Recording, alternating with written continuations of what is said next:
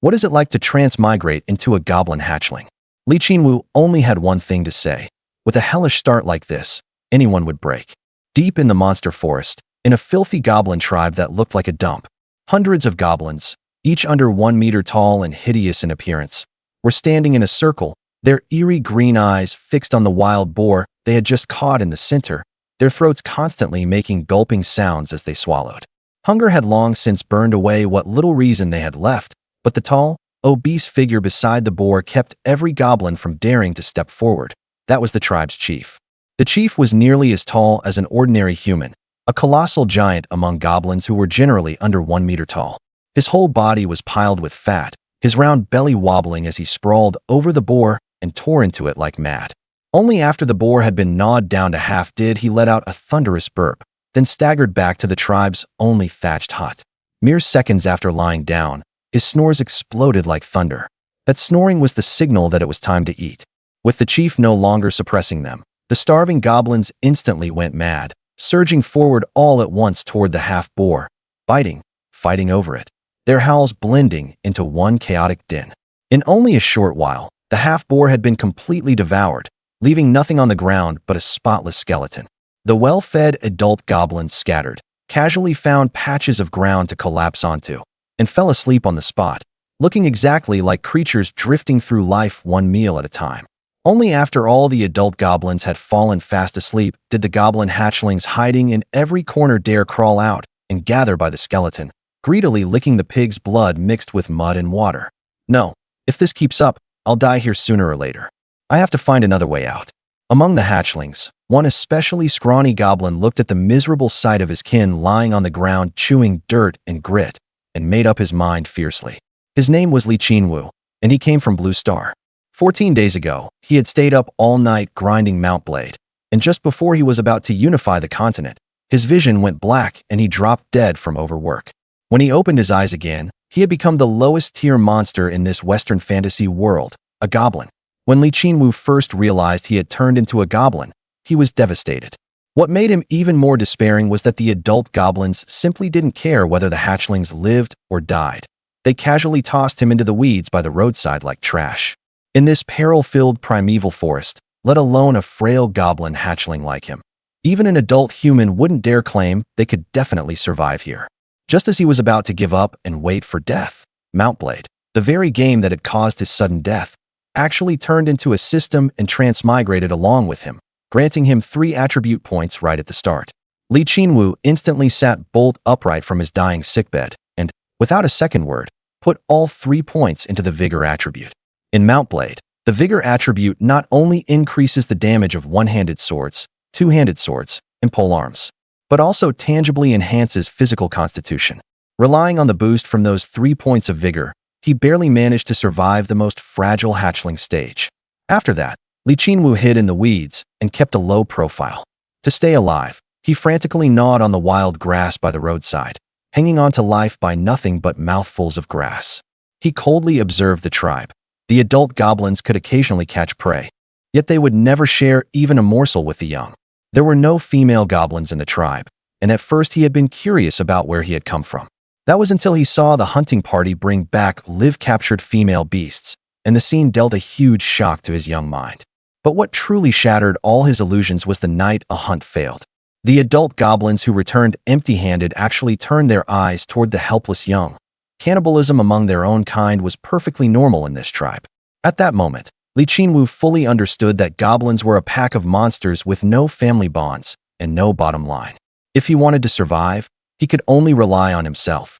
14 days passed, and the goblin's extremely short growth cycle began to show its effects.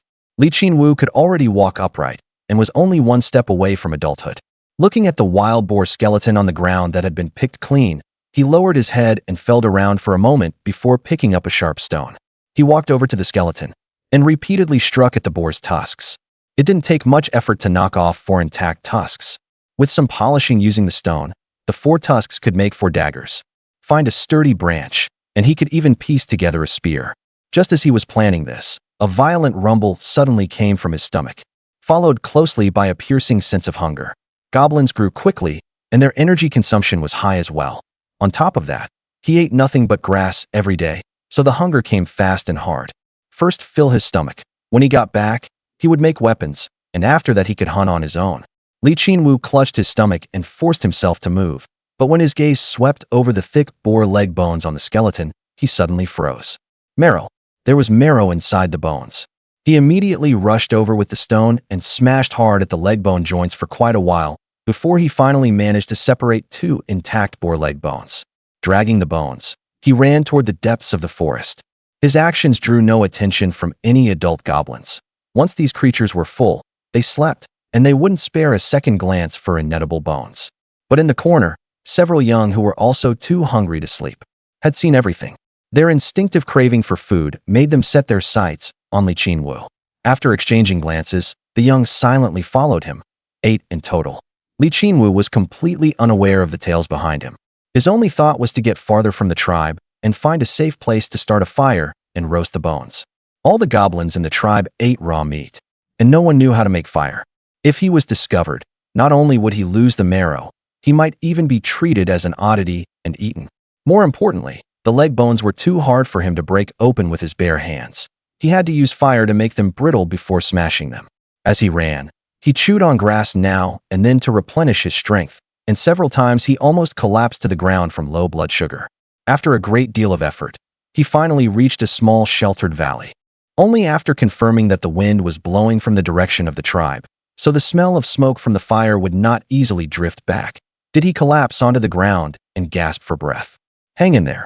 He'll be able to eat charcoal roasted bone marrow soon.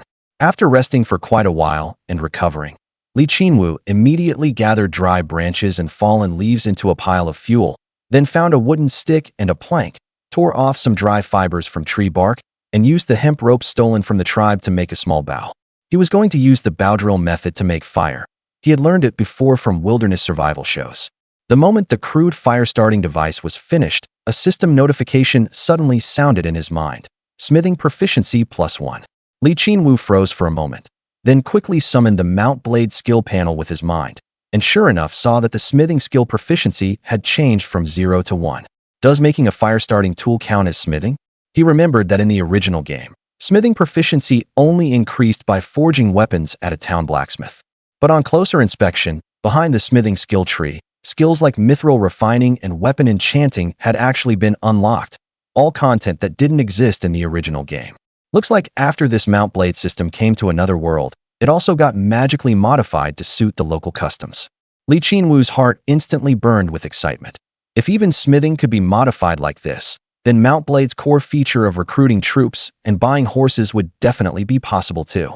In the game, players could recruit soldiers in villages and towns. If he could also raise a team in real life, then he would have the capital to gain a foothold in this world. Hahaha. From today on, I refuse to eat grass ever again. I'm going to eat meat every meal. He let out a low growl and placed the lit tinder into the woodpile. The flames quickly leaped up. He immediately set the wild boar leg bone over the fire to roast, and before long, the bone was sizzling with oil, filling the air with the scorched fragrance of meat fat. Qinwu frantically licked his lips. For the past half-month, he had eaten nothing but grass. The aroma of protein was almost enough to steal his soul, and his stomach twisted violently. But he still forced down the urge to gnaw on the bone right away. It had to be roasted until the bone turned crisp before he could crack it open and eat the marrow. While waiting, he took out 4 wild boar tusks, found a flat stone, and began grinding them. The tusks weren't especially hard, so he didn't dare grind too much, only sharpening the edges into blades.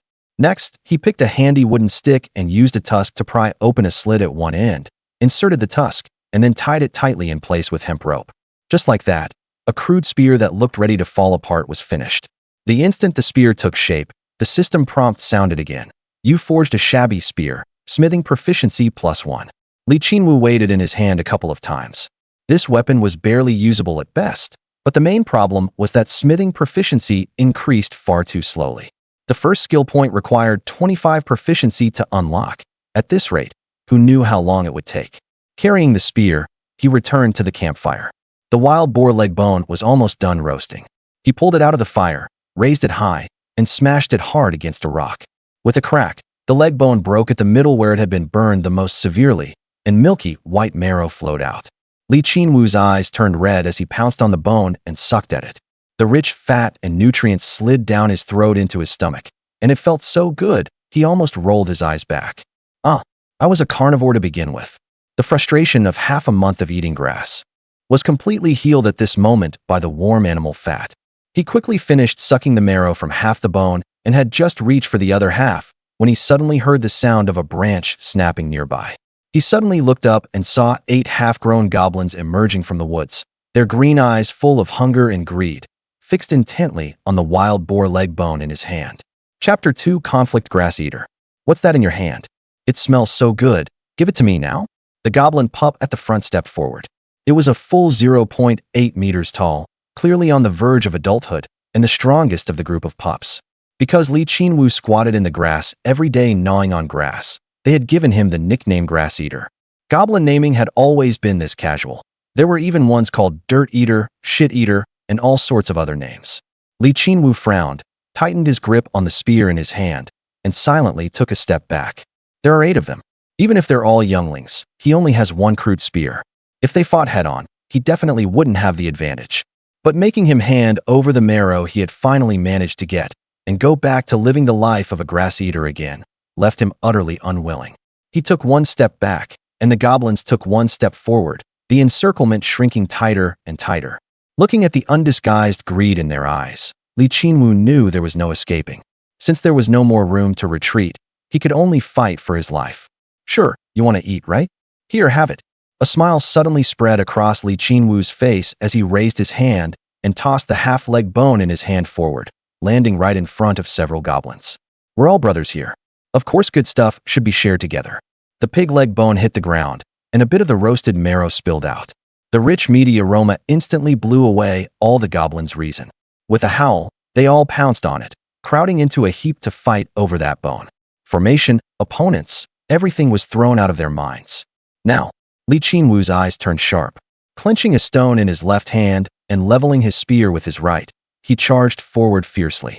He raised his hand and hurled the stone with all his might, striking the back of the goblin at the edge of the group right on the head. The creature let out a miserable scream and fell stiffly to the ground, dead or alive unknown. Qinwu didn't slow his steps. Thrusting the spear forward, the sharp fong tip drove straight into another goblin's abdomen. A whoa! A shrill scream rang out as that goblin clutched its stomach and dropped to its knees, never able to stand again. Qinwu pulled out the spear and, without pausing for a moment, turned to the next target. Another thrust, and one more fell to the ground. Only then did the goblins fighting over the bone react, scattering in panic to avoid him. Qinwu picked out one that was running too slowly, kicked it to the ground, then planted his foot on its back and drove in another spear thrust. After doing all that, he quickly retreated to open up some distance, but his body still couldn't help swaying. The continuous intense exertion, combined with long-term malnutrition, brought the dizziness over him again. If he hadn't eaten half a boneful of marrow just now to line his stomach, he probably would have collapsed on the spot. There were still 4 goblins left on the other side. Though he had a spear in hand, if he got surrounded, the situation would still be extremely dangerous. He quickly adjusted his breathing to steady the dizziness, his gaze fixed tightly on them as he watched their reactions. Obvious fear showed in the eyes of the 4 goblins. Qinwu had dropped half their companions in the blink of an eye, and the goblins' instinct to submit to the strong had nearly made them yield. But that pig leg bone on the ground, giving off an enticing aroma, forcefully suppressed that instinct again. In the face of extreme hunger, even fear had to step aside. The standoff didn't last long before the 4 goblins could no longer resist. While slowly edging toward the pig leg bone, they picked up wooden clubs and stones from the ground as weapons, keeping a wary eye on Qinwu. Seeing that the other side had weapons too, Qinwu's expression darkened. If they really fought, the risk of him getting overturned was not small. Was it really worth risking his life over a single pig bone? Or should he just withdraw for now and look for another chance later? Just as he was hesitating, 3 system notifications sounded in succession by his ear. You killed a goblin youngling. EXP +1, you killed a goblin youngling. EXP +1, you killed a goblin youngling. EXP +1. Qinwu froze for a moment, then immediately summoned his personal panel. Name: Qinwu. Race: Goblin youngling. Title: Herbivore. You survived by eating grass, drawing attention in the tribe. Goblin charisma -10, but you possess a powerful stomach and can extract nutrients from forage. Level: 0. Experience: 3/7 mana, 0 affinity, dark attributes. Vigor 3 polearm proficiency 2, control 0, throwing weapon proficiency 1, endurance 0, running proficiency 18. Smithing proficiency 2, cunning 0, scouting proficiency 11, unassigned attribute points 0, unassigned specialization points 0 of the 4 he had just taken down. 3 had already bled out and died, contributing 3 experience points. In other words, killing 4 more would let him level up. In the Mount Blade system, leveling up grants attribute points and specialization points. Attribute points can directly strengthen the body. The higher the vigor, the greater the strength, physique, and vitality. Higher proficiency can also unlock weapon skills. Who knows how many dangers are hidden in this otherworldly realm? He couldn't let any chance to grow stronger slip by. Qinwu looked at the 4 goblins opposite him, the corner of his mouth curling into a cold smile. Perfect, 4 of them. Just enough experience to level up. Experience packs delivered right to his door. There was no reason not to take them. Chapter 3 contribute to the great revival of the goblins. Say, brothers, there's no need for us to fight to the death, right? How about we make peace with a handshake? We all came from the same nest, so why bother? Qinwu spoke while holding up his spear and shuffling in small steps to adjust his position, trying to stall for time. But although goblins were low-level monsters, they were not stupid. One look at his posture and they knew he was up to no good, and they still advanced slowly with their weapons raised. The tallest hatchling in the lead roared. Everyone, attack together.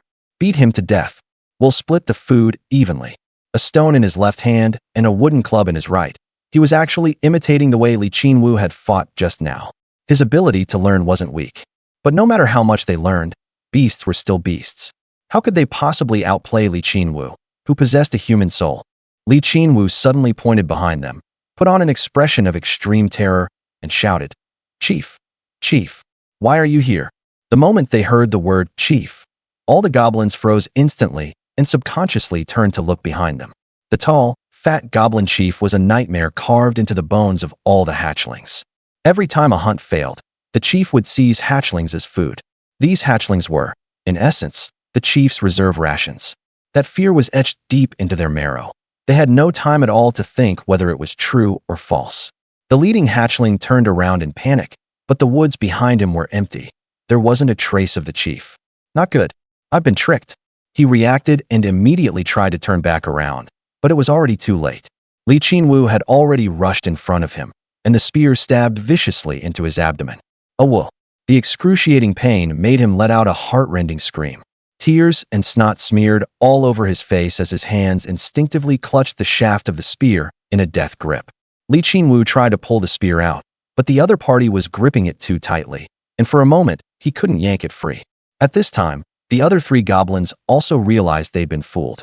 Furious and afraid, they shrieked and hurled all the stones in their hands at him. Qinwu didn't want to lose his main weapon, so he could only duck his head to protect it and forcibly take the stones on his back. Several bruises instantly blossomed across his body. Damn you! He cursed in pain. He simply stopped trying to pull out the spear and instead drove forward with both hands, shoving the entire spearhead straight into the opponent's belly and even twisting it a few times in the process. The opponent screamed and fell to the ground, his strength gradually fading. Qinwu planted a foot on his chest and gave a hard yank. The spear finally came free. Kill! He growled in a low voice, drawing a breath. Just about to press the advantage and finish off the remaining 3 when he lowered his head and saw that the wild boar tusk at the front of the spear was actually gone. During the intense fight just now, the poorly fastened tusk had long since fallen off. Now all he had in his hand was a bare wooden stick. Fuck!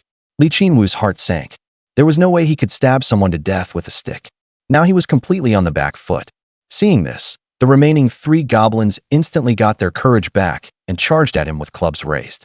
Qinwu quickly backed away, but he didn't stop talking. Stop fighting, stop fighting. There are so many of your companions lying on the ground, enough to fill your bellies. Why do you have to fight me to the death? That actually persuaded 2 of the goblins, and their charging steps came to an abrupt stop. Right? There were so many corpses on the ground, more than enough to eat. Why risk their lives charging in? But the goblin charging in front was clearly not very bright. It was dead set on killing Qinwu and didn't listen at all, still charging forward with loud shrieks. The 3-man formation instantly fell apart. Qinwu seized the opportunity and, instead of retreating, advanced. Facing the goblin rushing at him, He lifted his foot and flicked up the dirt, sending a large spray of sand and soil flying straight into its face. Ack! The goblin dropped its club and covered its eyes. Qinwu raised the stick in his hand and smashed it down hard onto its bald forehead. With a sharp crack, the stick snapped on the spot, and a small section of the goblin's forehead caved in, and it fell straight to the ground. At the same time, the system prompt sounded. You killed a goblin hatchling, EXP +1. That blow had almost drained all of Qinwu's strength. His vision went black, and he collapsed to the ground as well. Crap. His heart skipped a beat. There were still 2 enemies on the other side, and now he couldn't move at all. Didn't that mean he was at their mercy? He desperately tried to struggle back to his feet, but chronic hypoglycemia combined with intense exertion left his brain severely deprived of oxygen. Everything spun around him, and he didn't even have the strength to lift a hand. Was this the end? He closed his eyes and calmly waited for the outcome. But 10 seconds passed, then 20 seconds, then 3 minutes, then 10 minutes, and the expected attack still never came. After lying there for 10 minutes, Qinwu finally recovered a bit of strength. He propped himself up into a sitting position and looked around. Those 2 remaining goblins had actually long since run off without a trace. What a bunch of rabble. Qinwu let out a disdainful snort. If they had all rushed him from the start, he would have been dead long ago. But they were all timid and afraid of trouble, with no coordination at all, and he scared the wits out of them in no time. Joke or not, he knew very well that he absolutely couldn't let those 2 get back. If they told the adult goblins in the tribe that he knew how to make fire, he'd be in big trouble. The goblin chief wouldn't value clever members of its own kind. It would only eat them, naively thinking that by eating a clever goblin it would become clever too. He picked up the remaining half of the pig leg bone and sucked the marrow clean in a few bites. The warm grease slid into his stomach, easing the dizziness quite a bit. Gripping the polished wild boar tusk, he slowly headed in pursuit toward the tribe. He wasn't afraid of losing their trail at all. Those hatchlings were as hungry and hypoglycemic as he was. After being frightened into running for their lives, they definitely wouldn't make it far before collapsing from exhaustion. Sure enough, after walking less than 500 meters, he saw the 2 goblins lying on the ground with their eyes rolled back, their whole bodies twitching, without even the strength to stand up. This was the result of hypoglycemia plus intense exercise. Qinwu walked up and cleanly finished them off with the tusk, including the one that had died earlier from excessive blood loss. That made 3 EXP gained, and the experience bar instantly filled up. Level up, 0-1 EXP. 0/20ths obtained a tribute point +1, specialty point +1 finally leveled up. Without hesitation, Qinwu added the attribute point to vitality. The instant his vigor attribute changed from 3 to 4, he clearly felt the changes in his body. The dizziness caused by hypoglycemia vanished completely, and his strength, physique, and vitality all improved across the board. He had also shot up to 0.9 meters tall. Now, his strength was already on par with an ordinary adult goblin. With this level of power, he finally had a foothold in the tribe. As long as he didn't actively provoke the chief, he could slowly grow stronger, and once he was strong enough, overthrow the chief and take his place. As for the specialization point, after thinking it over again and again, he didn't put it into polearms, but into running. His victory just now had relied largely on kiting and positioning. He was still in a weak phase, so maxing out his ability to stay alive first was the safest choice. After assigning the specialization point, he could clearly feel his steps becoming much lighter. Whistling, he returned to the earlier battlefield and looked at the goblin on the ground who had been knocked unconscious by a rock first. This guy was still alive. Qinwu didn't kill him. Instead, he used the stolen grass rope to tie his hands up tightly. The moment the binding was complete, the system popped up a battle summary. Victory. Enemies killed, 7 captured enemies, 1 experience gained, 7 allied casualties, 0. Loot.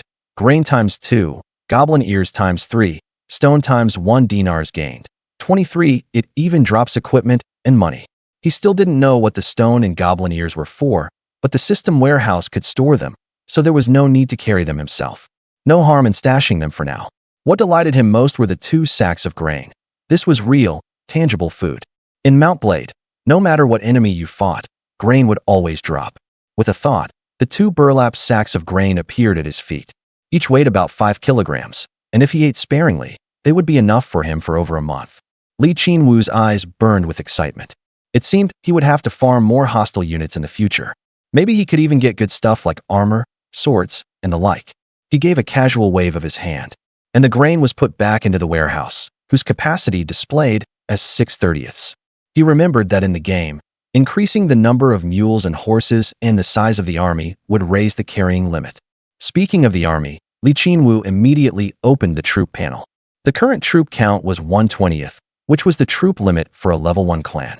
After the clan level increased, the number of troops he could lead would also go up. He needed to recruit soldiers as soon as possible. In the game, every soldier was fearless. More than a dozen peasant farmers in cloth could charge straight at heavily armored knights and fight to the death without retreating. To recruit, he could go to a village and use dinars to enlist troops. The only nearby village was the Goblin tribe, so he could go back and see if recruitment was possible. Besides that, there was another way to recruit soldiers, recruiting from prisoners of war. Qinwu looked at the prisoner management page, which displayed Goblin Whelp ×1. He walked over to the unconscious Goblin Whelp and slapped him hard across the face, waking him up on the spot. The Goblin Whelp dazedly opened his eyes and looked at Qinwu with a bewildered expression, still not understanding what was going on. Qinwu steadied his shoulders, reached out to lift his pus-covered chin, gazed deeply into those yellowing eyes, and slowly said, "Oh, my dear lumberjack-type unit, join my army and contribute to the great revival of the goblins. Join me. Aya, be my Aya, soldier. Aya." Qinwu's face darkened. This guy was completely impossible to communicate with. He just kept going, Aya, Aya, nonstop. "Shut up," Qinwu roared, startling the other party into instant silence. He was quite satisfied and had just been about to explain his amnesty policy when the other side started howling even more miserably. What the hell? Qinwu's ears hurt from the noise. He snapped and directly delivered 7 or 8 hard slaps, beating the other party so dizzy that he staggered and fell to the ground. Grabbing him by the throat, he glared angrily into his eyes. "From today on, I'm your boss. You listen to me, or I'll slap you to death. Got that?" The other party nodded frantically, his eyes full of fear. Qinwu let go of him, opened the Mount Blade 2 prisoner management page, and looked at his only prisoner icon. But the recruitment mark did not light up, which made him frown deeply. Qinwu thought to himself, this isn't right. The other party has already submitted, so why still can't he be recruited? In Mount Blade 2, after you defeat an enemy, there is a chance to capture enemy soldiers as prisoners. And as long as they are held prisoner long enough, they will choose to submit, and you can spend dinars to recruit them into your troop. The higher a soldier's level, the harder they are to recruit, while lower level ones are easier to recruit. Some low-level militia, after being captured, don't even need to wait and can be recruited immediately.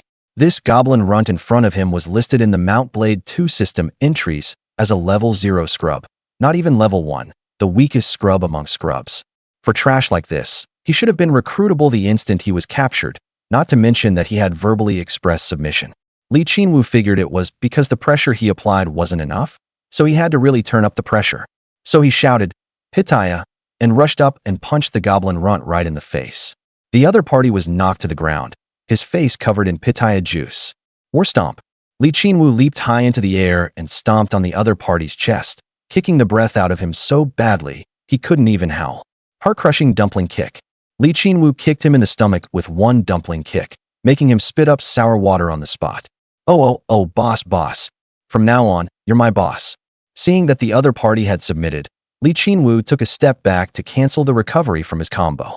He thought to himself that Pansy's dog training combo really worked and cheerfully opened the prisoner management system, but the recruitment option still had not appeared on the other party's icon. He's already submitted, so why still can't he be recruited? Qinwu frowned slightly. Could it be that even Pansy's combo was useless? He looked at the goblin runt lying on the ground and actually caught a trace of cunning in his eyes. Damn it, playing mind games with me. Looks like the pressure still wasn't enough. Qinwu got angry, took a straw rope from the warehouse, tied it around the goblin runt's neck, tossed the other end over a tree branch, and gave it a savage yank. Playing tricks? I'll fly you like a kite. Do you submit or not? The goblin runt was yanked until both feet left the ground, his neck tightening so he couldn't breathe. The terror of suffocation scared the piss out of him on the spot. His legs kicked wildly, and his green eyes were full of pleading as he looked at Qinwu. Qinwu ignored his pleading. He knew there were only 2 kinds of goblins in this world, treacherous and crafty goblins, and crafty and treacherous goblins. Unless he was made to taste unforgettable pain, there was no way he would submit from the bottom of his heart. Li Qinwu flew him like a kite for more than 30 seconds, only stopping when the other party started rolling his eyes. The goblin runt collapsed on the ground, and Li Qinwu went up and used a full set of CPR skills on him, healing him back. Do you submit or not? If not, then eat another full combo. The goblin runt sat up and frantically pushed himself backward with his legs, and there was nothing left in his eyes but fear. From now on, I'm your boss. You have to listen to me. Otherwise, you'll be treated to pitaya and heart-crushing kicks every day. Li Qinwu threatened viciously. Although the goblin runt couldn't understand what all those terms meant, he still understood pain, so he nodded frantically. Li Qinwu opened the prisoner management page again, and this time a recruitment option appeared on the other party's icon, showing that he had submitted from the bottom of his heart. Li Qinwu let out a sigh of relief. His efforts this whole time hadn't been in vain. He immediately clicked recruit, spending 5 dinars to make him one of his soldiers. The remaining dinars became 18. Then Li Qinwu saw on his interface, troop maintenance cost, 1 dinar per day. With only this little game currency left, Li Qinwu felt a sense of crisis. In Mount Blade 2, soldiers need to be paid wages. If your cash flow dries up and you don't pay the soldiers the corresponding dinars, some of them will directly abandon you and leave. Of course, they won't leave immediately. Instead, morale will drop sharply. Morale ranges from a maximum of 100 to a minimum of 0, and when it falls to around 20 or 30, that's a fairly dangerous level. At that point, soldiers may desert in large numbers. Li Qinwu saw that his troop morale was 60, a sub-healthy value. If he wanted to raise morale, he would have to pay wages on time and increase the variety of food in the storehouse. Right now, there was only grain in his storehouse. It seemed he would have to find a way to get more food next. Pulling his thoughts back, Li Qinwu untied the goblin whelp's hands and had him stand in front of him. He carefully sized the other party up. Aside from fear, the other's eyes were filled with deep gratitude, as if devoting his whole life to Li Qinwu still wouldn't be enough. The slyness was completely gone. Perhaps the system was taking effect. Li Qinwu was very satisfied and pointed at the other party as he ordered, "Squat down."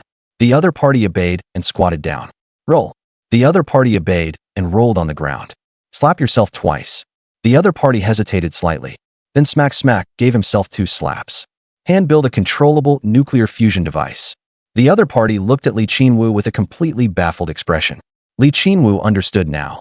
The other party would only carry out commands he could understand and was capable of doing. For anything else, he could only be dumbfounded. Li Qinwu was extremely satisfied with the recruitment system in Mount Blade 2. This wasn't recruitment at all. It was practically recruiting death warriors. He still had 18 recruitment slots left. If he could fill up his soldier count, then he would have 19 death warriors.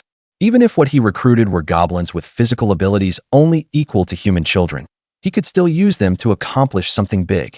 What's more, after gaining enough experience points, the other party could even level up into a more powerful goblin troop type. Next, Li Qinwu ordered him to find a wooden stick, then handed him a sharpened wild boar tusk. "From today on, your name is Gobspear. Watch carefully. Whatever I do, you do the same."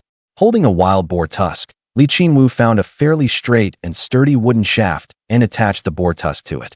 Then he scraped some resin off an unknown tree nearby and smeared it over the joint between the boar tusk and the wooden shaft. During the battle just now, he had been watching in all directions and listening from all sides, and had noticed claw marks on this tree from some large animal sharpening its claws, with a large amount of resin flowing out of those wounds. That gave him the idea for this spear reinforcement method. He coated the joint thoroughly with resin, making it airtight, then placed it by the campfire, which had not yet gone out, to bake. Before long, the resin was baked black and hard. Li Qinwu tried bending the boar tusk with his hand, but it wouldn't budge. The connection was fairly tight. Although it was still a primitive and crude weapon, it was much better than the one casually tied with grass rope earlier. At least it wouldn't easily fall off. Gobspear carefully watched Li Qinwu's every move the entire time and followed along. After Li Qinwu finished making his spear, he also made one. "Let me see." Li Qinwu took the spear from Gobspear's hand and inspected it, surprised to find that the quality was actually pretty good. He recalled how goblins were described in the animation he had watched in his previous life. A group of despicable, cowardly monsters, like the world's psoriasis. Kill one batch and another grows right back. Trash that any adult man could slaughter with ease. But once a goblin tribe's population reaches a certain level, some powerful goblins will mysteriously be born. They become the leaders of the tribe, and cause huge trouble for other intelligent races. If the other intelligent races fail to wipe out a goblin tribe in one go, the goblins will progress rapidly. Just like the greenskin orcs in Warhammer 40k, when you first go to suppress a goblin tribe, they're like a bunch of primitives who can't even use fire. But as the war goes on, they'll develop wooden weapons, stone weapons, even iron weapons, and magical weapons. Watching Gobu's spear excitedly fiddle with the spear, Qinwu felt that goblins, these monsters, were probably not so simple. Seeing that it was still early, and that going back to the tribe would only mean lying on the ground eating grass, Qinwu had no intention of returning right away and wanted to farm some wild resources first. He picked a direction, told Gobu's spear to follow, and then took the lead forward. If he remembered correctly, there was a river in this direction. During the half-month Qinwu spent eating grass, he had been carefully observing the movements of the goblin hunting parties. He noticed that the hunting parties returning from the north mostly brought back fish, so he concluded that there was a river to the north. Catching fish was much easier than catching other small animals. His judgment was correct. After the two walked 7 or 8 kilometers north, an enormous river came into view. Qinwu was stunned. From the bank where he stood, he could only vaguely make out the opposite shore. By visual estimate, the river was more than 5 kilometers wide. What terrified him even more was that he saw some kind of huge fish leap high out of the river, then smash back into the water and send up a violent column of spray, as if a shell had exploded in the water. What the hell kind of otherworld is this? Qinwu estimated that the gigantic creature was over 100 meters long.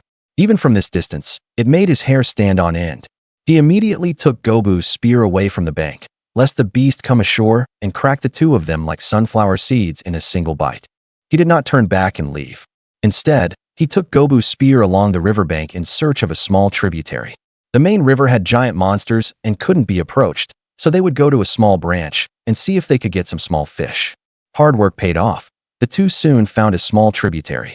The water was very clear, and they could see many fish swimming in it. The resources were quite abundant. Seeing this, Gobu's spear shouted excitedly and jumped straight into the stream, wanting to catch fish with his bare hands. Qinwu rolled his eyes. If catching fish were that easy, the goblin tribe wouldn't need to resort to cannibalism. Sure enough, after bustling around for quite a while, Gobu's spear caught nothing and only got himself soaked. On the bright side, he did wash the stench off his body completely. Gobu's spear came ashore dejectedly, feeling somewhat discouraged, but then he suddenly saw river snails crawling on the bank. If it's an animal, it can be eaten, so he grabbed one and tossed it into his mouth. Holy shit. Seeing this idiot eating random things, Qinwu slapped him across the face so hard that he spun 3.5 times on the spot, and the snail in his mouth flew out too. Qinwu grabbed Gobu's spear by the neck and shook him wildly. Are you fucking trying to die? This thing is full of parasites. Be careful, or it'll kill you if you eat it. Gobu's spear, dumbfounded, covered his red and badly swollen face and looked at Qinwu pitifully, clearly not understanding why he had been hit. Qinwu knew this because some adult goblins would often clutch their stomachs and howl in pain, then die a few days later. Others would madly smash their heads against trees until they killed themselves. These symptoms are all caused by goblins eating raw food. Either parasites have entered the intestines, stomach, and liver, or they have entered the brain. By the later stages, the body is full of parasites, and they die in agony. Gobu Mao didn't know what parasites were and looked aggrieved. Qinwu couldn't be bothered to explain, and only said that without his permission, he was not allowed to eat things recklessly. Qinwu pointed at the forest. Go find some straight branches and vines and bring them here. The more, the better. Gobu Mao gave an "oh" and ran into the forest. Before long, he came back carrying a pile of sticks and vines. Boss, what do you want these things for? You can't eat them, can you? They can't be eaten, but they can catch food. Watch carefully and learn from me. Qinwu took the branches and vines and got to work. Before long, a simple fish trap was made. Gobu Mao didn't know what this thing was for, but his ability to learn was extremely strong. Imitating Qinwu's movements, he made a fish trap as well. Qinwu once again marveled at the goblin's learning ability. He took the 2 fish traps and tied them together with grass rope. He picked up a few large snails from the riverbank, smashed them with a stone, threw the snail meat into the fish traps, tied the grass rope to a branch, and stuck it into the ground, then tossed the fish traps directly into the stream. Then the two of them retreated a little farther away and waited quietly. While waiting, their stomachs rumbled, especially Gobu Mao's. He hadn't eaten anything all day and had just been running around the mountains with him. Seeing his listless expression, Qinwu was worried that at a critical moment he would have another hypoglycemic episode and drop the ball. So he took out a bag of grain from the warehouse and grabbed a handful, placing it in his hand. Eat. Gobu Mao was amazed by Qinwu's ability to take things out of thin air and wondered how he did it. He looked at the grain in his hand, not knowing what it was, stuffed it into his mouth in one bite, and then his ugly face scrunched up like a bitter melon. The grain dropped by the system was unhulled wheat. Although goblins are omnivores, they prefer meat, so suddenly eating something this bland and hard on the teeth almost made him spit it out. Seeing that he was about to waste food, Qinwu raised his hand high. If you dare spit it out, I'll smack you so hard you'll go see your great-grandma. Gobu Mao felt miserable, thinking to himself that boss really was a grass eater, actually forcing me to eat grass too. To avoid getting smacked, he swallowed the handful of grain with tears in his eyes, feeling it scratch his throat. He gave Qinwu an extremely pained smile, but Qinwu grabbed another handful of grain and put it in his hand, so Gobu Mao could only keep eating miserably. After eating 3 handfuls of grain, Gobu Mao said he couldn't eat any more, and only then did Qinwu stop feeding him. Gobu Mao hadn't noticed that although this stuff tasted awful, the energy provided by the grain was quite high. He wasn't hungry anymore. Qinwu himself also ate a few handfuls of grain. He had the bonus from the herbivore title, so eating this stuff didn't give him much negative feeling. Instead, he could even sense the grain's fragrance. But after all, he was a modern man, so he planned to find time to study dehusking techniques and grinding techniques. No matter what, he had to make sure he ate a little better. After eating their fill, Qinwu had Gobu Mao continue looking for branches and vines.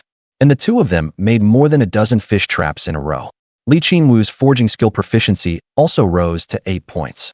As long as it reached 25 points, he could choose his first minor skill. After the two finished weaving the fish traps, they returned to the stream.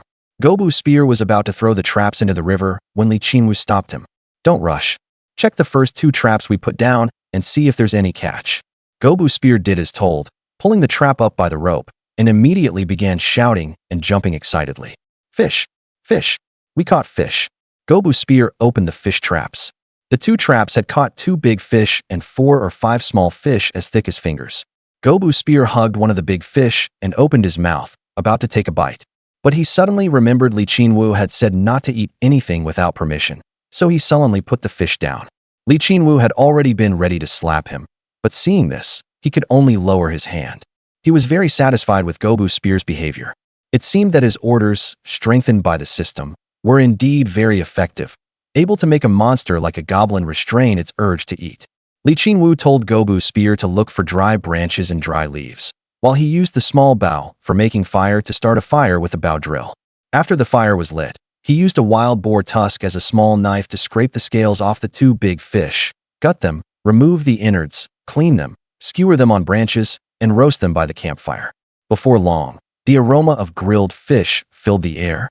Gobu's spear swallowed hard like crazy, staring at Qinwu longingly and begging for a share. Qinwu ignored him, picked up a vine, and threaded it through the 2 grilled fish. Together, the 2 fish weighed about 5 kilograms, about the same as the grain. He silently said "store" in his heart, and the grilled fish vanished from his hand. 1 unit of grilled fish was added to the inventory in Mount Blade 2. Now there were 2 kinds of food in the inventory, and the troop morale went from 60 to 61.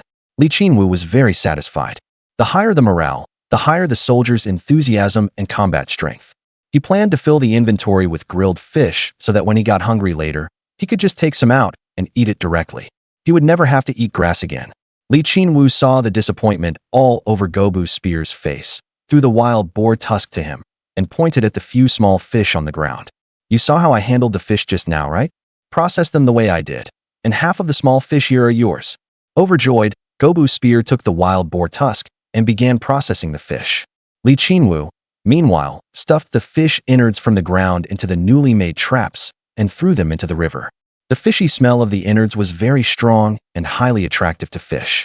After that, the traps started bringing in catches like crazy. They pulled them up once every 10 minutes, and each time there was at least 1 fish inside. The 2 of them were overjoyed. They kept cleaning the fish and then skewering them beside the campfire to roast.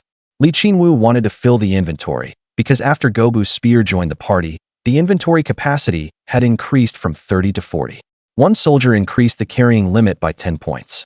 Li Qinwu kept sending grilled fish into the inventory, and the inventory load became 10/40ths, 15/40ths, 20/40ths. The catches were coming in so fast that the two of them were happily busy nonstop. But Li Qinwu forgot that besides attracting fish, the strongly fishy innards also attracted other ferocious wild beasts. Gobu Spear was once again about to pull up a fish trap, but when it was only halfway up, suddenly, with a boom, the water surface exploded. Amid a huge splash, a blood-filled maw burst out of the water and bit onto the trap that had just been lifted up, then slammed back into the river. Gobu Spear was scared stiff and fell onto the riverbank. Li Qinwu, who was roasting fish, heard the commotion and turned to look, and he too felt a chill run down his spine. He saw that at some point, the river had become filled with a group of more than 3-meter-long, crocodile-like monsters with 2 horns on their heads. Red light flashed in their eyes as they attacked the fish traps in the water. With one snap of its jaws, the monster crocodile could crush a fish trap. With such terrifying bite force, if it bit a goblin, a single bite would chew them into minced meat. Li Qinwu was badly startled, but the system prompt saying he had entered combat status brought him back to his senses. These crocodiles were identified by the system as hostile units, which meant that killing them would earn him experience. But after looking at the crude spear in his hand, and then at the monster crocodile's thick, heavy hide armor, he immediately gave up that dangerous idea. He rushed forward, grabbed the terrified Gobu Spear, and ran toward the forest like mad. There were 4 monster crocodiles drawn by the fishy smell. In just a few bites, they crunched up the fish traps in the river like sunflower seeds. Then their scarlet gaze turned toward the 2 goblins on the shore, and they began twisting their bloated bodies as they crawled ashore. By now, Gobu Spear was already scared stiff. Li Qinwu dragged the guy's body with great effort to a safe spot. Seeing that he still had not come to his senses, he raised his hand and slapped him twice. Damn it! If you don't run now, you'll be fish food. Only then did Gobu Spear snap out of it. Looking at the monster crocodiles climbing ashore, he let out a shrill cry and ran madly into the forest, not stopping until he had gone several hundred meters and could no longer see the great river. Gobu Spear was gasping violently, but he suddenly realized Li Qinwu had not caught up. Going by his nature, he would definitely have slipped away on his own, but because he was now Li Qinwu's soldier, he instinctively worried about Li Qinwu's safety. So, going against a goblin's selfish and self-serving instincts, he started heading back to look for Li Qinwu. When he found him, the entire goblin was stunned. He saw Li Qinwu standing about 10 meters in front of the monster crocodiles. Each time a monster crocodile crawled forward 1 meter, Li Qinwu stepped back 1 meter. He was actually kiting the crocodiles. "Be boss." Gobu Spear wanted Li Qinwu to run, but Li Qinwu merely waved his hand, telling him not to interfere. He had just discovered that these creatures, called horned crocodiles in the Mount Blade perk system, were very slow. The skin on their backs was too thick and heavy, and their 4 short little legs could not provide much power. Once on land, they just waddled and wriggled forward. Li Qinwu wanted to test how far these horned crocodiles would chase once they came ashore, so he kept stringing them along. The Mount Blade system had classified these horned crocodiles as enemy units, so killing them would earn him experience, and judging by their size, the experience value would definitely be high. The 4 horned crocodiles wriggled along in pursuit of Li Qinwu, while Li Qinwu calmly retreated. They kept this tug-of-war going until they were more than 100 meters from the shore, at which point the horned crocodiles lost patience, stopped looking at Li Qinwu, and turned back toward the river. So 100 meters is the limit? Li Qinwu memorized this piece of information, planning to think about how to make use of it later. "Let's go, we're heading back." Li Qinwu called out to Gobu Spear, intending to take him back to the goblin tribe. Today's harvest was enough already. There was no need to linger outside. If it got dark and they were still staying in the forest, they might run into dangerous nocturnal monsters. "Hey, boss, wait for me." Gobu Spear hurried after him. Li Qinwu's act of pulling the horned crocodiles around had scared him into a cold sweat. If it had been him, his legs would have gone weak long ago. Now his awe of Li Qinwu had grown even greater. The two did not head straight back to the tribe. Instead, Li Qinwu took a detour to find a safe little stream, and the two jumped in to thoroughly wash their bodies. Li Qinwu used a stone to crush some grass, and smeared the grass juice over his body. He did this to get rid of the fishy smell on them. Under the rule of that fat and muddle-headed goblin chief, the goblin tribe did not engage in production. They only go out hunting when they're hungry, and this attitude toward life keeps the goblin tribe in a constant state of hunger all year round. If two goblin hatchlings came back reeking of fish, what kind of treatment would they get? You could guess it with a hook. After confirming that neither of them smelled like fish anymore, the two started heading back. When they reached the vicinity of the goblin tribe, he found a bush to hide the two spears in. Then the two of them crawled through the weeds and quietly snuck into the tribe. As soon as he entered the goblin tribe, Qinwu noticed something was wrong. A pile of goblins were rolling on the ground, clutching their stomachs and howling in agony, looking extremely miserable. Some goblins were already foaming at the mouth, and it looked like they were about to go enjoy themselves at the boundary to another world. What is this, poisoning? Qinwu thought their symptoms looked a bit like poisoning, but he needed to find someone to confirm it. In the grass, he found a goblin hatchling who was casually watching the commotion and poked him from behind. Hey bro, what happened here? Did you eat mushrooms, or what? The goblin hatchling jumped in fright. Instead of answering Qinwu's question, he bared his teeth at Qinwu and made gurgling sounds, looking like a wild beast issuing a threat. Qinwu raised his hand and immediately gave him 3 hard slaps. The other party's eyes instantly became as clear as a college student's. With complete sincerity, the goblin hatchling replied. The hunting team found a kind of red fruit outside, and after bringing it back to the tribe, a lot of people ate it. And then this happened.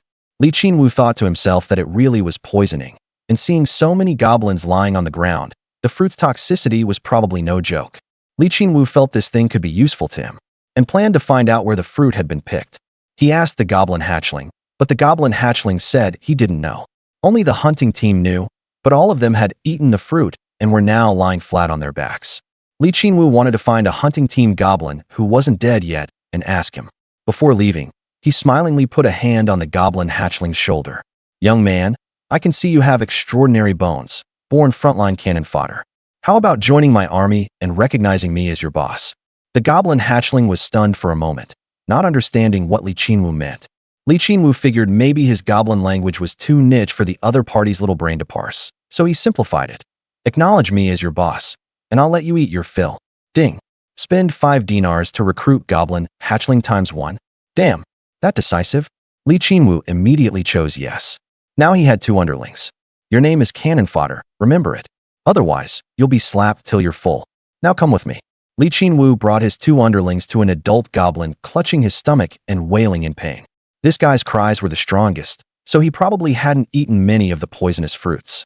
Qinwu grabbed the man by the shoulders, and the 2 underlings lifted his legs. The 3 of them dragged him toward the wild grass. The other goblins paid no attention at all. In their eyes, these 3 goblin hatchlings had gone mad from hunger and were actually planning to eat a poisoned member of their own kind. A goblin had already tried it just now. Eating a poisoned member of their own kind would make you poisoned too. But they didn't step forward to warn them, instead waiting to watch the joke. The 3 dragged that adult goblin into the grass. And Qinwu asked, where did you find that kind of red poisonous fruit? Aya, it hurts. It hurts so much. The other party didn't answer, only clutching his stomach and howling. And Qinwu had no idea what to do. Normally, a few slaps could open the way, but the guy was practically dying already, so hitting him again felt a bit inappropriate.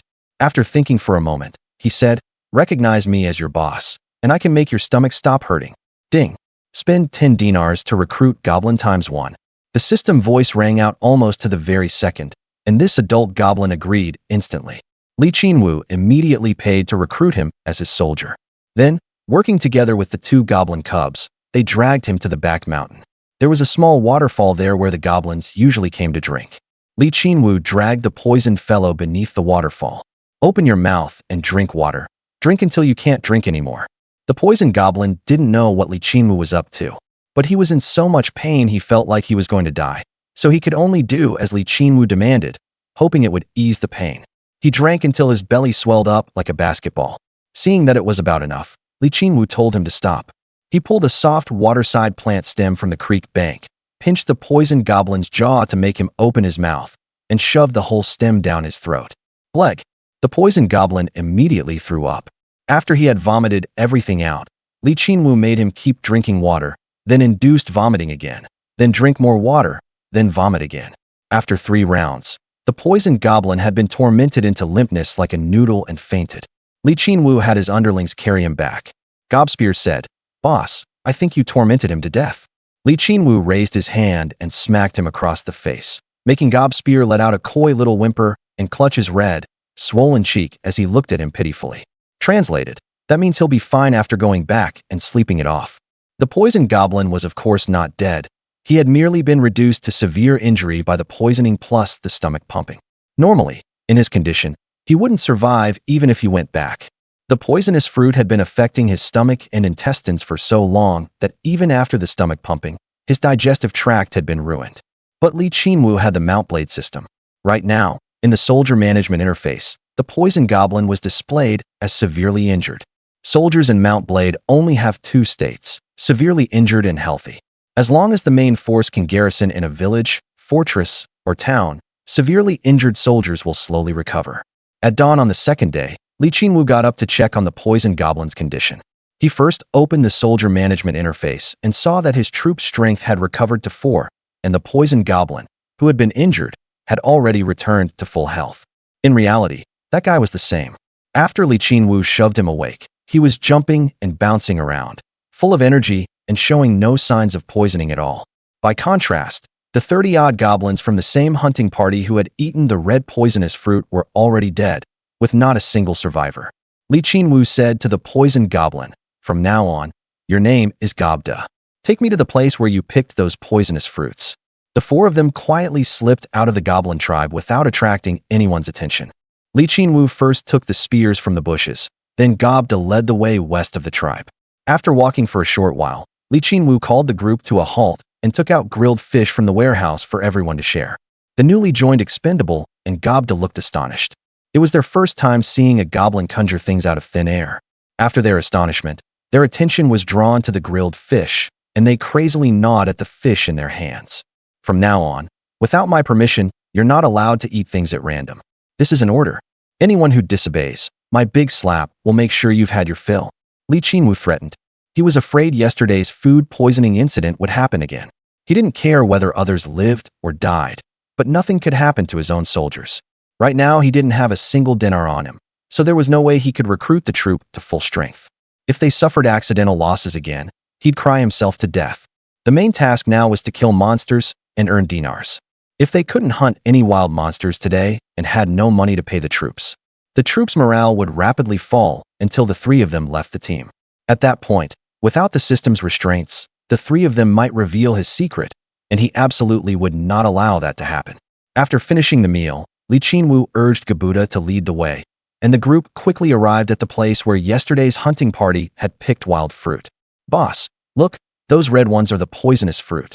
Gobda pointed at a small shrub, trembling all over. Just seeing those bright red fruits made his stomach ache. Li Qinwu saw that the small shrub was covered with many red fruits. They looked somewhat like strawberries, but their surface was very smooth, and they were an extremely vivid red in an almost eerie way. Such conspicuous fruit, yet not a single small animal had nibbled on it. Clearly the toxicity was intense. Li Qinwu used broad leaves to make a storage box and picked a whole box full of red poisonous fruit. Then he quickly led the group north to the place where they had encountered the horned crocodiles yesterday. He ordered Gobu's spear. "Do you still remember how to make fish baskets? Have consumables and Gobda help you. Go make a few fish baskets right away, then go catch fish by the river." Gobu's spear was so frightened that his hair stood on end. "Be boss. There are horned crocodiles by the river. I don't dare go near." Li Qinwu looked at him coldly and raised his right hand into a slapping posture. Seeing this, Gobu's spear immediately snapped to attention. "Boss, I guarantee I'll complete the mission." Then Gobu's spear took the other 2 guys to look for materials to make fish baskets. After the 3 walked away, Li Qinwu first gathered dead branches and rotten leaves to start a fire, then found 2 straight wooden sticks and used the remaining 2 wild boar tusks to make 2 spears. After he used the campfire to dry the resin on the spears, Gobu's spear came running back like a madman, carrying a large fish he had just caught. "Well done. Eat something and rest a bit. Don't screw up when the fighting starts later." Li Qinwu took the live fish and took out 1 unit of grilled fish from the warehouse to split among the 3. The moment they saw they could eat grilled fish again, they let out a woohoo and started stuffing themselves, and none of them noticed what he meant by that last sentence. Li Qinwu used his fingernails to pry open the fish's belly, scooped out all the innards, then stuffed a handful of red poisonous fruit into the cavity and pressed down hard, squeezing juice out of all the fruit inside. There was still plenty of red poisonous fruit left. He smashed half of it into a paste with a stone, smeared the fish's exterior all over with it, and then coated the tips of the 4 spears with the poisonous fruit paste as well. After finishing all this, the 3 goblins were full too. Qinwu gave each of them a spear. He himself held a spear in his right hand and a vine in his left, with the poisoned fish hanging from the vine. "Full, are you? If you're full, then follow me." He strode toward the riverbank. Gobu's spear seemed to understand what he was planning, and his face turned deathly pale. But the other 2 had already followed, so he had no choice but to go along too. Qinwu arrived at the tributary of the great river where he had encountered the horned crocodiles yesterday. From a distance, he could already see several horned crocodiles lying on the bank, leisurely basking in the sun. He picked out one lone horned crocodile and edged closer little by little. When the distance between them closed to 20 meters, the leisurely horned crocodile became alert, its bright red eyes fixed firmly on Qinwu. Qinwu picked up a stone and threw it at the horned crocodile. The stone struck its thick, keratinized back. The horned crocodile grew enraged, opened its gaping, bloody maw, let out a hiss, and then launched itself forward in a sudden burst. "Wah!" Gobu's spear cried out in terror and turned to run. "Stop! Formation!" Qinwu barked the order, instantly freezing Gobu's spear in place. They had now entered engagement mode, and Qinwu could forcibly control his soldiers' actions through verbal commands. The 3 goblins were now scared to death, but they still stood frozen in place. That horned crocodile charged over like a tank with an ultra-low chassis, and the 3 little guys screamed in terror. Qinwu was not panicked at all. As for horned crocodiles, they only have that initial burst of speed for a short distance. After that, they go into turtle crawl mode. Sure enough, after that horned crocodile explosively charged less than 10 meters, it started wobbling along like a crawling maggot. Qinwu figured it was about right and said to the goblins, "Maintain formation and slowly fall back with me." He kept the formation about 10 meters away from the horned crocodile and led the group backward at a slow pace. Actually, he could have lured the horned crocodile by himself. The reason he brought the 3 of them along was to test the Mount Blade system's control over soldiers, and also to train the 3 of their courage. The 4 of them slowly retreated. The 3 little guys were so scared they were almost crying, howling loudly with tears and snot running down their faces, yet their bodies stood steady, spears held out. The whole scene was as bizarre as could be. Qinwu was speechless. Was there really any need to be this scared? Before long, the horned crocodile had been lured about 100 meters away from the shore. Qinwu felt it was about right. If he dragged it around any longer, it would slip away, so he threw out the poisoned fish he had been carrying in his hand. This horned crocodile's patience had nearly run out. It felt that it couldn't catch these little green things and was just about to give up and return to the familiar shore to keep sunbathing. But before it could turn around, it saw something reeking of blood being thrown in front of it. The horned crocodile lowered its head and saw that it was its most familiar prey, fish. Although this fish smelled a bit strange, fish was fish, and fish was food. It swallowed the fish in one gulp, then fixed its bright red eyes on Qinwu as if asking, "Any more? Give me more." Qinwu also widened his eyes and stared at the horned crocodile. He wasn't sure whether red poison fruit would work on an amphibious creature like a horned crocodile. The 2 monsters stared at each other with wide eyes. After quite a while, the horned crocodile confirmed that the little green things were not going to feed it any more food. It let out a violent snort through its nose, seeming quite dissatisfied, then turned to leave. Qinwu felt somewhat disappointed. It seemed that the red poison fruit was useless against horned crocodiles. According to Gabuda's description, once red poison fruit was eaten, it would take effect almost the very next moment, causing agony like the intestines and stomach were being torn apart. But this horned crocodile had already eaten the red poison fruit some time ago, and nothing unusual had happened. Qinwu gave up on hunting the horned crocodile. Without resorting to dirty tricks, there was no way he could hunt a monster of this level. In the Mount Blade entry display, this thing was a level 3 soldier. There were only 6 levels of troops in Mount Blade, so level 3 was already pretty formidable. Definitely not something weak nobodies like them could punch above their weight against. But just as he was about to withdraw the team, suddenly, the horned crocodile that had turned around abruptly stopped in place. It was as if someone had pressed pause on time, completely motionless. Only when something crossed a critical point did the horned crocodile suddenly open its blood-filled maw and let out a hiss. Then it crazily whipped its tail and head around, and its 4 short little legs scraped frantically at the ground, as if it were suffering immense pain, spinning madly in circles like a little top. It worked. Overjoyed, Qinwu leveled his spear and moved in, intending to find a chance to kill the horned crocodile. He didn't charge straight in, though. He had no wish to court death, and merely kept his spear leveled while staying on the edge to OB. After being poisoned, the horned crocodile was in extreme pain. Seeing the little green thing still moving in front of its eyes, it reacted on instinct, arching its body, drawing in its tail, and then lashing it out like a whip. Qinwu kept his full attention on the horned alligator's movements. When he saw it curl up its tail as if gathering strength, he quickly jumped away. With a loud crack, the horned alligator lashed its tail out viciously, striking a large tree and leaving a dent in the trunk. With that kind of force, if it hit a person, it would definitely break bones and tear tendons. Qinwu felt no fear. Instead, he grew even more excited. The stronger the enemy, the more experience it would drop when killed. This thing was so formidable that killing it might let him level up directly. He harassed the horned alligator even more frequently, throwing stones, hurling branches, and yelling loudly. The horned alligator was, after all, just a wild beast. Anyone who has kept reptile pets knows these things are prone to stress responses. Qinwu's actions really did stress it out. Every so often it would stop, open its huge bloody maw at Qinwu, and make threatening hissing sounds. But as time passed, the pain in its abdomen reached a certain threshold and became unbearable.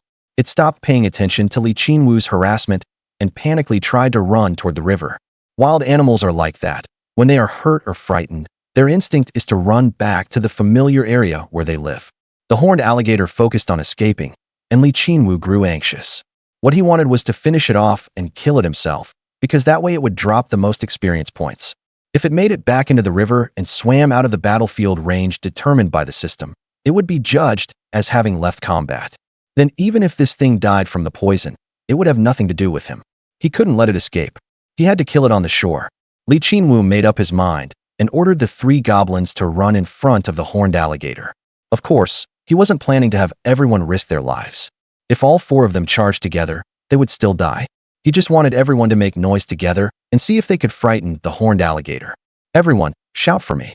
Throw stones at it. Scare it. After giving the order, Qinwu himself started yelling, "Oh, oh, oh." And from time to time he picked up dry branches and stones from the ground to throw at the horned alligator. The other 3 did the same, and for a while the scene was utter chaos, like a bunch of savages hunting in the mountains. But the horned alligator was not frightened at all. It was in so much pain that it had gone half crazy and only wanted to return to the familiar river, crawling straight ahead. Qinwu hurriedly ordered everyone to scatter. There mustn't be any casualties. But what should he do now? If the horned alligator kept crawling toward the riverbank like this, it would get away. Qinwu felt a little flustered for a moment, his mind racing for a solution, and he actually came up with one. He took out the grass rope from the warehouse and made a lasso, then carefully approached the horned alligator from the side and threw the loop at its head. He threw it 3 times, but missed every time. He made the loop a little bigger, then carefully observed the horned alligator's crawling posture and aimed. Only then did he notice that blood was actually dripping from the corners of the horned alligator's mouth, dripping all the way along its path. Qinwu clicked his tongue in amazement. Was the red poison fruit really that fierce? It had made such a big beast cough up blood. He seized the right moment and flung the lasso. This time it hit the horned alligator's head and, as it crawled forward, slipped onto its plump neck.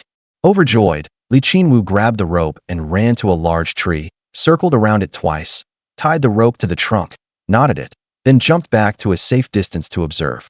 This grass rope was actually not very sturdy, probably about as thick as an adult's finger.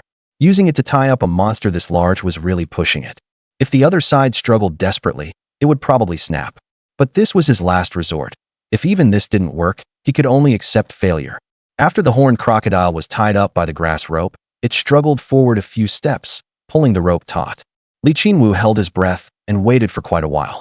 The grass rope didn't snap. Instead, the horned crocodile collapsed to the ground as if all the fight had gone out of it. The red poison fruit this creature had eaten had fully taken effect, severely damaging its stomach, intestines, and internal organs. The fact that it still had the strength to crawl was already proof of the horned crocodile's tenacious vitality.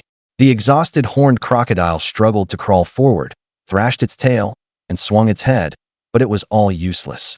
The grass rope, which it could normally snap with a casual tug, now bound its neck as tightly as an immortal binding rope, leaving it utterly unable to move an inch forward. Time passed second by second. 5 minutes. The horned crocodile would struggle from time to time. 10 minutes. The horned crocodile began to convulse violently, hissing hoarsely through its mouth. Half an hour later, the horned crocodile no longer made any movement, sprawled on the ground like a dead dog. If not for the bloody foam still spurting from its nostrils, it would have been no different from a corpse. Qinwu felt he couldn't wait any longer. If he waited any more, the other side would be poisoned to death, and he wouldn't be able to land the crucial killing blow to absorb the maximum experience. But to prevent the horned crocodile from playing dead and launching a sneak attack, Qinwu didn't go up directly. He said to the expendable, "You, stand on its back." The expendable was so frightened he nearly pissed himself and refused to carry out the order. Qinwu raised his hand and slapped him hard several times. The expendable yelped from the beating, but still didn't dare go up. Qinwu cursed, then directly opened the Mount Blade Battlefield Command interface, put the expendable into a separate infantry group, and then dragged the command banner, planting the little flag on the horned crocodile's back.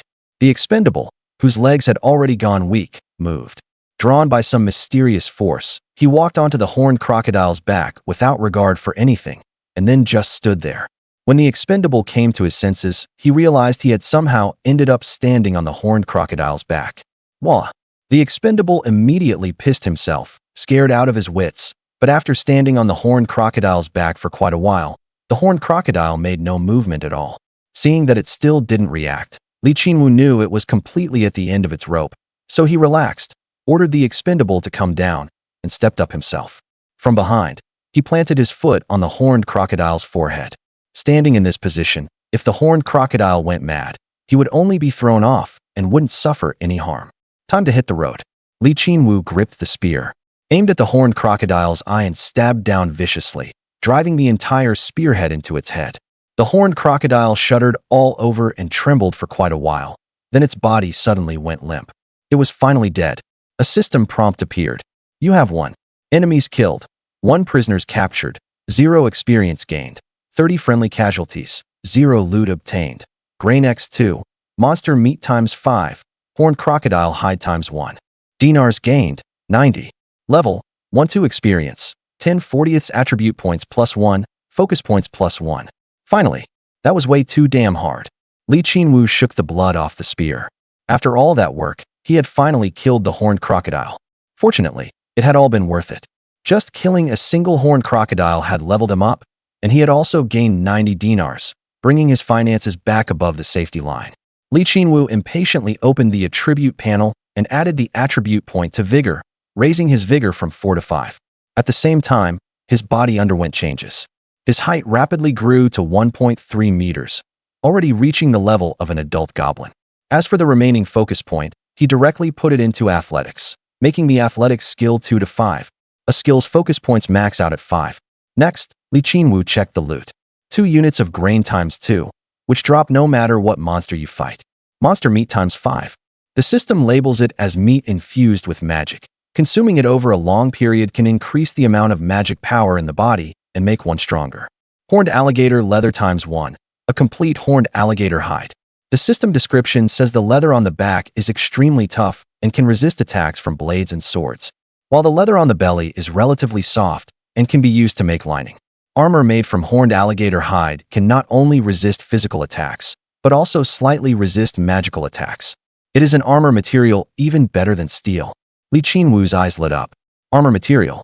Good stuff. Right now he was completely bare, with only a hand-woven grass skirt on his body, which was basically no different from being half-naked, making him feel very insecure. Nothing short of a full suit of armor would cure that. Putting away the warehouse management page, Qinwu looked at the horned alligator's corpse on the ground. There was still a hide on it. The system drops 1 hide from killing monsters, and in reality, he could skin another one too. That was far too worthwhile. After farming a few more times, he would be able to assemble a heavy infantry unit. The only problem was that Qinwu didn't even have a proper knife in his hands, let alone making armor. He couldn't even skin this dead horned alligator. What a pity. It could only go to waste. Qinwu looked at the horned alligator's corpse and shook his head. This thing could only be left here to rot. If only there were a few hobgoblins in his unit. Working together, they could at least turn it over, and then use boar tusks to cut into the horned alligator's relatively soft belly for processing. Speaking of hobgoblins, this is an upgraded goblin variant. The Goblin Troop upgrade path is Goblin Hatchling Level 0 Troop, Goblin, Level 1 Troop, Hobgoblin Level 2 Troop. After upgrading into a Hobgoblin, a Goblin is completely transformed, with its height reaching 1.6, 1.8, about the same as an ordinary person, but because they are magical creatures, the concentration of magic power in their bodies is relatively high, and Hobgoblins are generally stronger than adult human males. Thinking of upgrading, Qinwu opened the troop management page and found that there were already soldiers who could be upgraded. He directly spent 5 dinars to upgrade a Goblin hatchling into a Goblin. The next moment, Gabomo, who had been poking the horned alligator with a spear for fun, let out a cry of surprise, and then his body rapidly changed, growing taller and sturdier. After quite a while, his height reached 1.2 meters.